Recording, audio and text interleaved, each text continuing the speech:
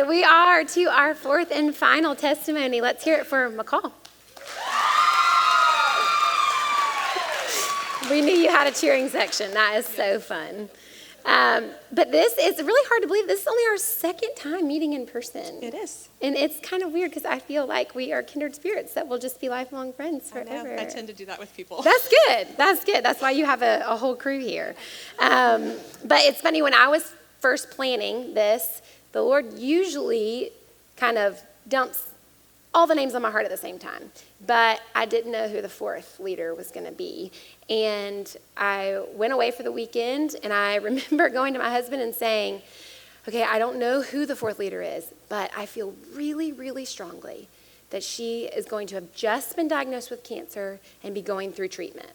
And he's like, whoa, where do you find that? And I'm like, I don't know, but I'm going to. And we had someone through our family that was going through a health crisis at the same time.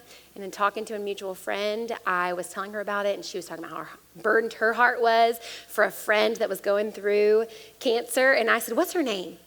And she said, McCall. And I had this experience with the Lord where he literally made my heart leap inside of my chest. And I was like, that's her. That's it. And here you are. So I'm really thankful for the way that God works things out. Yes. So we are going to jump right in. Are you ready? Yes. All right, good. I'm thankful that you're here. So life was per normal very recently, right? So take us to what life was like pre-Labor Day, and just tell us a little bit about you, who you are. Okay. Hi, I'm McCall. I am a teacher, and I love it. Sydney and I have joked about that already. So I'm a high school English teacher, and I grew up in Athens. Go Dogs! Went to UGA.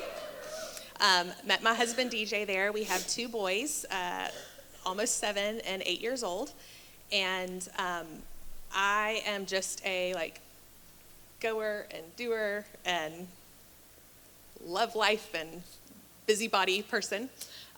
And about 4 years ago, had also gotten more involved in my church, first being a part of a small group, and then because of some circumstances, leading that small group and starting to help with the planning of women's ministry. And so really loving that, kind of stepping away from the coaching, cheerleading, and student council, and Relay for Life, and all the school things to focus more on my boys, but finding that leadership excitement in women's ministry at church. Super fun. Yeah. So life was good? Yeah. Little boys, sweet husband, busy with church, lots of school stuff going on, and then things come to a little bit of a halt one weekend. A slight halt, yeah. So Labor Day weekend, it's actually Monday, it's Labor Day, and we have gone on a walk as a family because we're both off work, and we get back home and we're sitting on the couch, and my husband DJ says, hey, I want you to feel right here on yourself. And I said, what? Immediately. And he's like, I just want you, and he's really calm, and he's like, I just want you to feel, right, sorry, I'm feeling myself. You lose all care about that. Feel right here on yourself. And I felt it, and I immediately felt a lump, and a pretty big one. And I immediately said, when did you feel that? How long has that been there, Angry. Why wouldn't you tell me? And he's like, I don't know. And Friday night, I felt it. 16 and up, admission. Yes, disclaimer. And so I just wanted to be sure. And so this morning I felt it again. And so he's like, it's probably nothing. But bless his heart, it was Labor Day weekend. And so this is I can give him lots of attaboys, but he waited until Monday to tell me because I couldn't do anything about it. right, until calling on Tuesday morning. And so he had like harbored that anxiety for that long. Anyway, so. That's really sweet.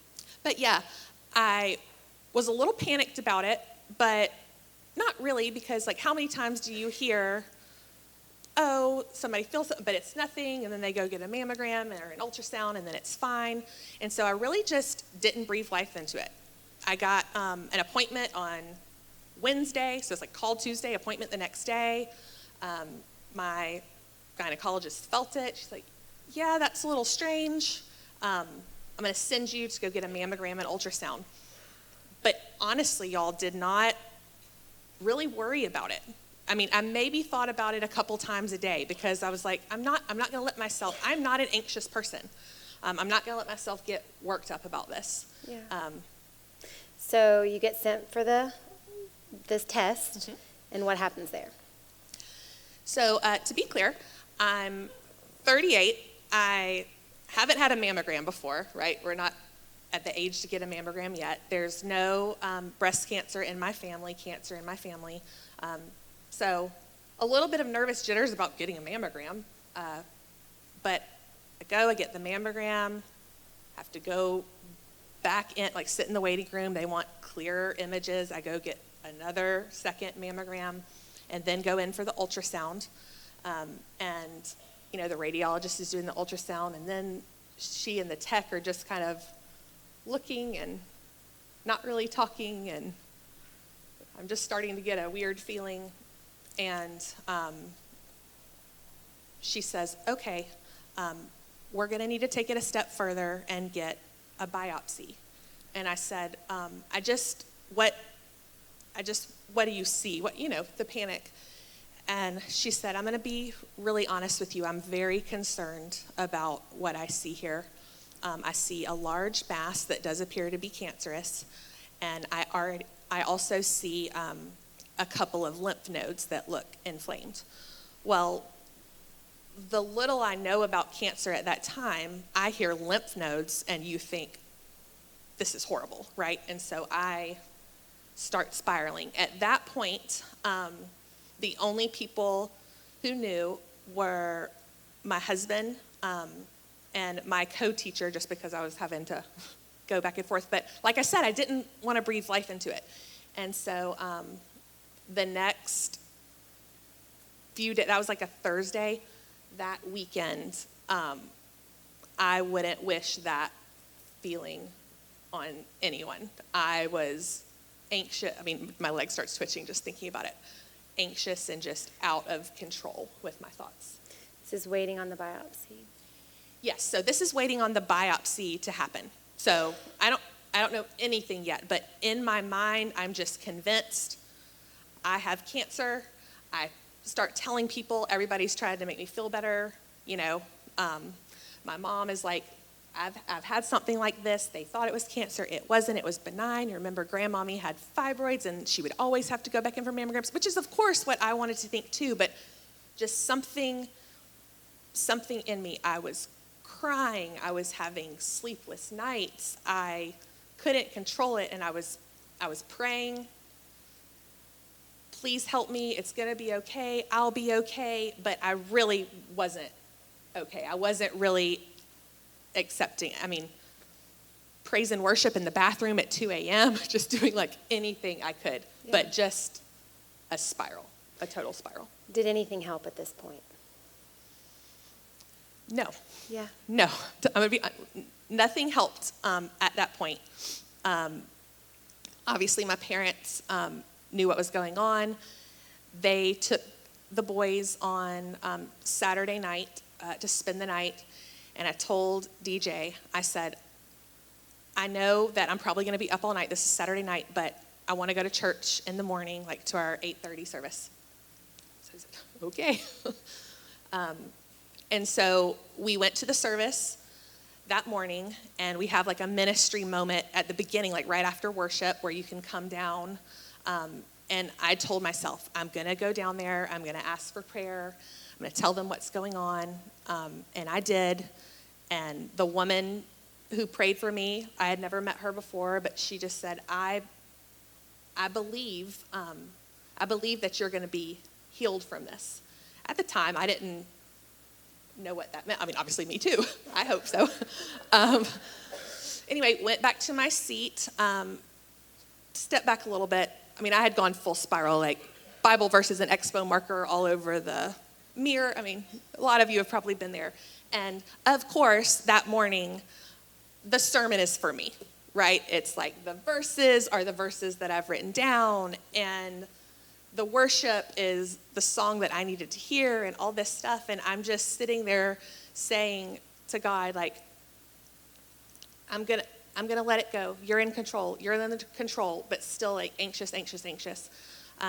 And so he asked us to turn in our Bibles to a certain verse.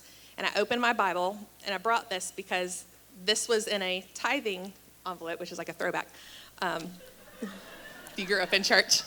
But at some point, I had written down this little message, and I don't remember writing it down, but I had written, "You cast it upon me, but then you keep going and picking it up." And I immediately just got this sinking feeling, like that was a sign, like he was speaking to me. And with my pen in that moment, I wrote down, "I won't pick it up. It's yours. I believe that you will heal me." So it's time for the biopsy. Yes. Well, back up quickly. Before the biopsy, so that was Sunday. Monday morning, I'm on my way to work. The biopsy is going to be on Wednesday. I have about a 40-minute drive to work where I am doing the Bible recap by Tara Lee Cobble at the time. And I would listen to the Bible and then listen to her podcast. And so I'm praying. I'm about to get on 85, and that's usually where I start the podcast. And I'm praying like, God, just please get me through this week. Get me to the biopsy. Don't let this anxiousness come back. And I've prayed. Getting on 85, and podcast won't load. You know that happens sometimes. So I'm like, okay, hard close. Open it back up. Podcast won't load. What's going on? So I'm like, okay. I just turn on this random worship playlist that I had on just from Spotify. And it's the song "Too Good to Not Believe," which I had not or was not familiar with.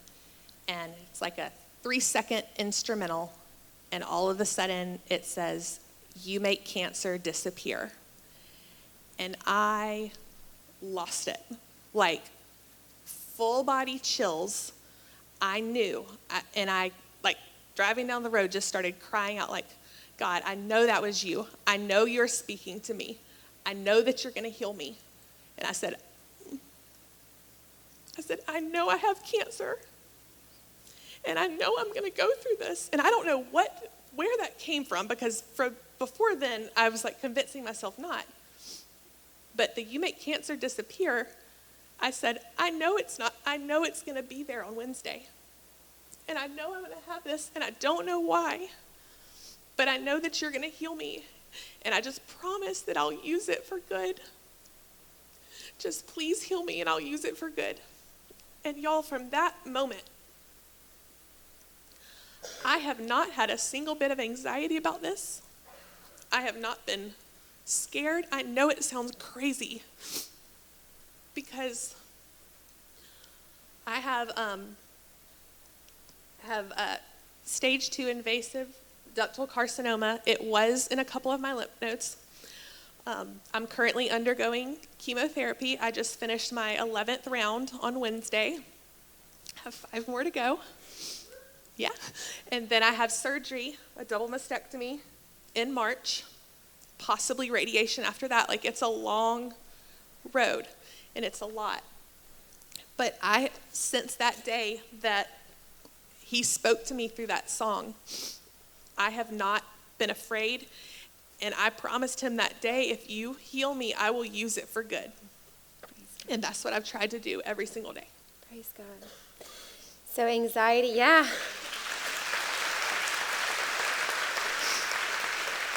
It's good. so anxiety has kind of dissipated, fear has kind of dissipated, but do walk us into what does a hard day look like right now? A hard day, so the biggest things have been, and especially at the beginning, but still now, I've been very blessed in my side effects being mild, considering what I'm going through. But the first chemo drug I was on, the acronym is AC, but it's known as the Red Devil. And so I don't know if you've ever heard of that before. One of my friends, Megan, who has been on this journey before me, said, it's not, the chemo drug is red. And she says, it's not the Red Devil, that's the blood of Jesus going through your body and healing you. But it doesn't feel like that the week after.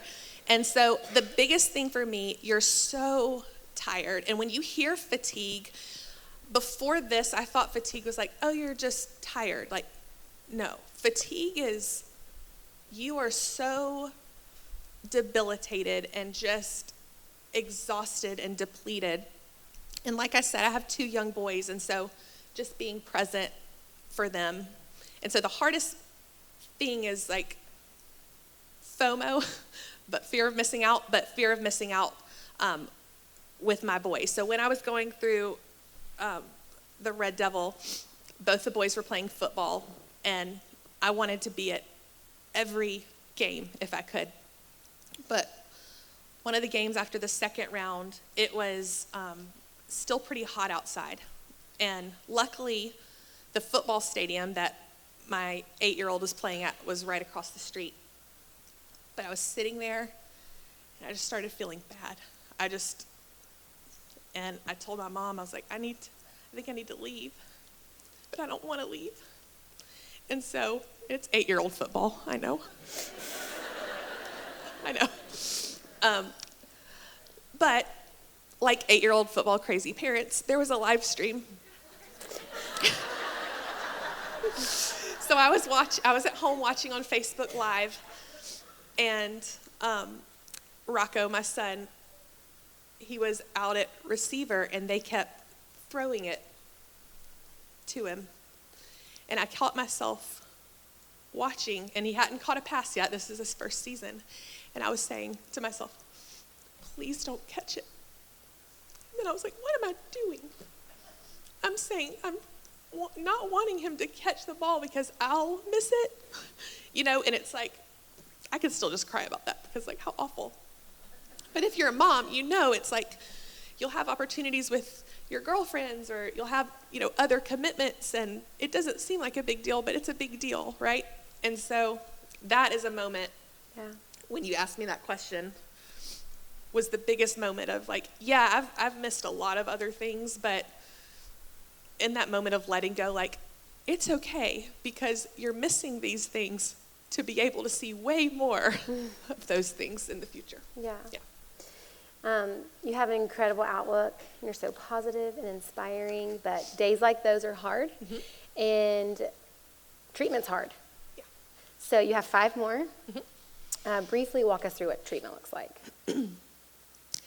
So treatment, I go in and have like a 3-hour chemo with pre-meds, which are like steroids and Benadryl and all sorts of stuff. So it's like gotta get up to get down. Like the steroids keep you awake all night, but then you're really tired during the day, and you try to battle that. And steroids make your cheeks really puffy, and that's fun. And I'm also doing an elective thing, which is called cold capping, which you basically put your scalp into hypothermia, which sounds really crazy, to save your hair follicles, because it was important to me to have a sense of normalcy for my boys.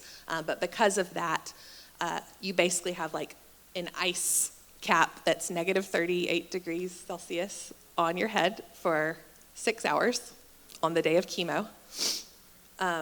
So that's a lot, but it's elective. And so, yeah. But then in the days after that, as the chemo has gone on, I'm just tired. Yeah. I'm tired from just like being awake. And so like, as just a busybody person or as a mom, you battle with, God, why I'm just being so lazy. I'm not doing anything. It's like I'll go to like fold one load of laundry and then I just have to sit down. But I'm not out of breath. I'm just tired. Yeah. Like we had to take a solid nap this afternoon to gear up for you guys. I'm glad you did. Yeah. So your restoration in health hasn't come yet. So people could look at your story and say, well, what's her restoration? We're believing for it. And we know, you already know, I want an invitation. I'm healed. Yeah.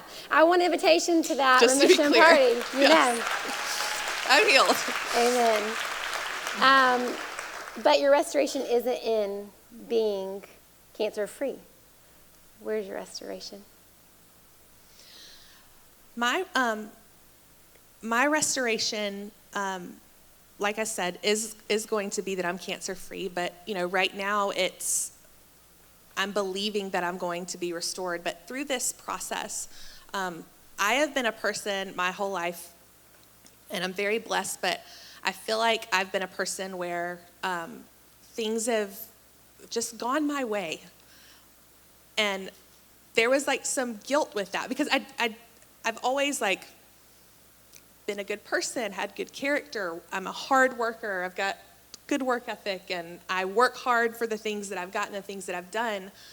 But it's like when you start working and helping with women's ministry or events, I think to myself, like, what is my testimony? Like, what adversity have I gone through? Like, how am I worthy to be doing this, especially when you meet with women or talk to women who have been through horrible things, and like, what am I doing? And so I know in the grand scheme of things, like your 30s, like I still have, because he's healing me, a lot of life to live, but it's never too late for God to use you. And it's never too late for God to speak to you and for you to have an encounter with God in a real and physical way. Because I've had signs before, but that was like God was in the Tahoe and we were rolling down 85. And I mean, it was just this feeling that washed over my body. And so, cancer was not on my bingo card of the way he was going to use me. And unfortunately, sometimes, God doesn't necessarily bring these things to you, right?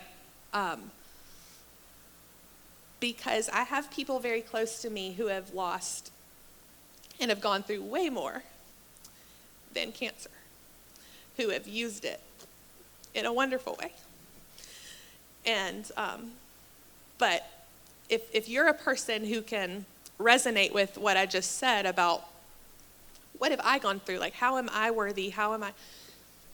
You are, and it's never too late for him to use you. I'm not saying that something like cancer is going to happen. But when things do happen, right? Because that's life, you can use it for good. Even if it's really bad. Even if it's the worst thing you can imagine, it could be used for good. And that's what's been restored in me. So good. Yeah. You guys, McCall.